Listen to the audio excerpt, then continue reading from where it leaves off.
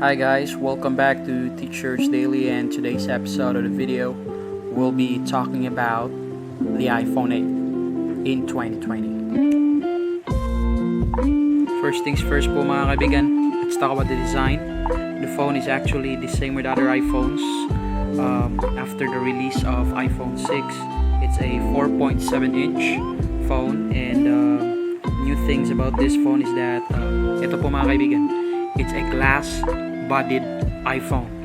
So it's the first time in this generation na ginawa po yung glass ang likod ng phone na to. So that only means when you compare this to the iPhone 7, it's heavier.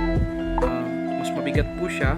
At saka, the only thing I like about heavier phones is that nahahawakan ko siya ng maayos. Alam ko may grip ako kasi mabigat yung phone.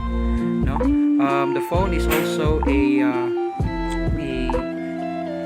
336 pixel phone. Mas maganda siya compare sa iPhone 7, and other things are it also has louder speakers, and good news, inductive wireless charging na po siya, so pwede po natin siyang i-charge wirelessly. Other things po mga kaibigan, the display tone of the phone is very good. It is also an IP67 water and dust resistant po mga kaibigan. And bakit ba glass? Glass po siya kasi para makapag wireless charge po tayo, ginagamit po yung glass as connector po ng wireless charging po natin. And that's the overall design. Napakaganda po ng phone, no? Number 2, let's talk about the camera of the phone. The iPhone 8 features a more advanced 12 megapixel wide angle with an aperture of 1.8 camera with a larger, faster sensor that lets in 83% more light. If you would like to check that, yung shots po ng iPhone 8 is advanced compared sa iPhone 7 and iPhone 6s. No? Wider dynamic range of color and lower noise in photos and videos. So the phone can actually shot a 1080p at 60 frames per second po mga kaibigan. That's is very good. At saka one good thing about this is that it can actually stabilize and optimize video shots po mga kaibigan. Number 3, hardware. Pag-uusapan po natin yung hardware setup ng iPhone 8. First things first, I would like to let you know that it's actually a 2GB RAM on the 4.7-inch iPhone 8 at saka 3GB RAM po sa iPhone 8 Plus. No? The chipset of the phone is actually an A11 Bionic chip. No? That only means that it's a very powerful chip. It's 2 times more powerful than the iPhone 7, 3 times more powerful than iPhone 6s. Talking about gaming, mga kaibigan, actually the phone ranks number 7 in the overall best smartphones last 2019. No?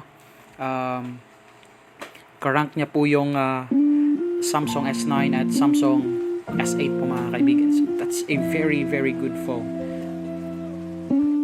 So I tried gaming on the phone with one of the best and one of the most playable games in the Philippines today, which is the Mobile Legends Bang Bang.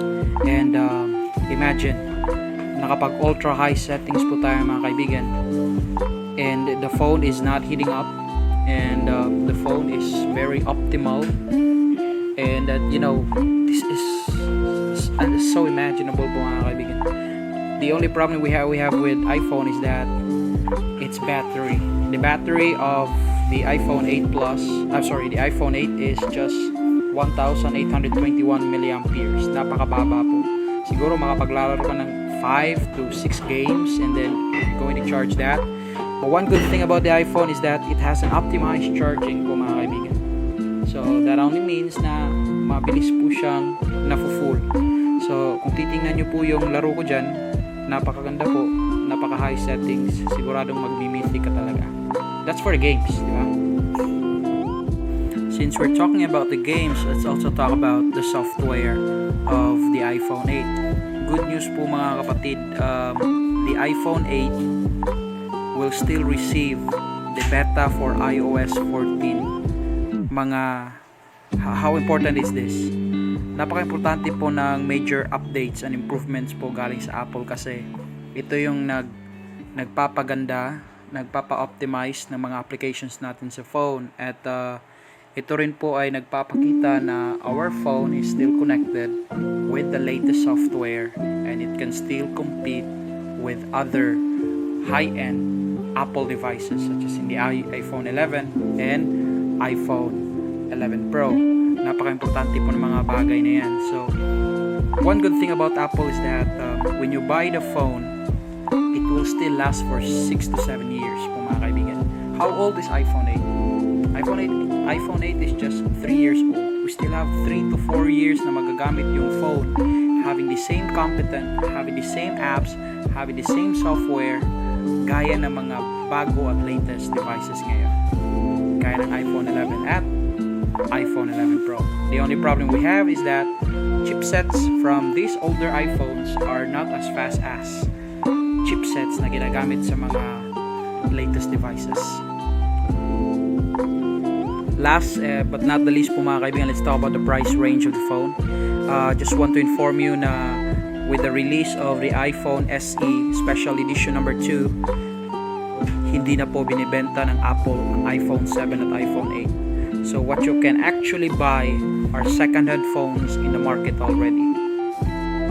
Diba? Alam nyo na, iPhone 8 are no longer sold in the Apple website, so probably the price range of this phone are prices from the second-hand phones.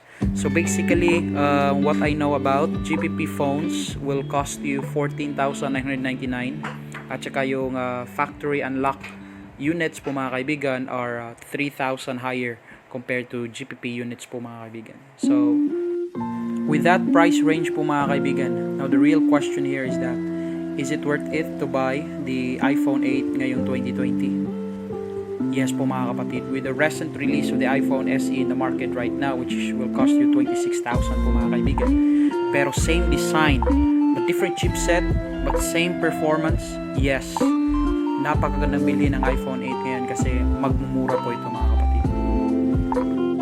So once again po mga kapatid, so is it worth it? Yes po, worth it po ang iPhone 8 ngayon 2020 mga kapatid. And that's all po mga kaibigan. If you have any recommendations and corrections, please don't forget to comment on the video below.